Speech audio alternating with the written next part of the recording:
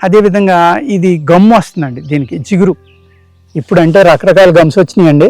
పూర్వం మనం చిన్నతనంలో ఏంటంటే ఈ ఏదైతే తుమ్మ జిగురు ఉందో ఈ జిగురునే పుస్తకాలు అంటించుకోవడానికి దేనికైనా ఏదైనా అంటించాలంటే ఇదే గమ్మును మేము వాడేవాళ్ళం అండి.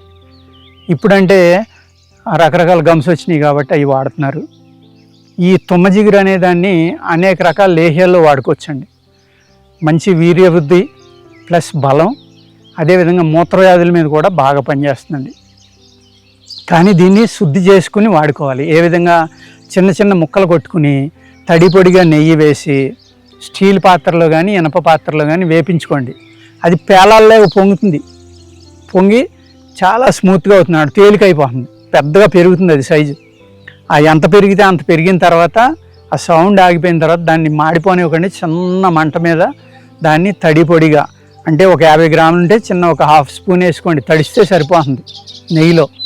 ఆ వేగితే అది పూర్తిగా శుద్ధి అయిపోతుందండి, అమృతం అవుతుంది అన్నమాట.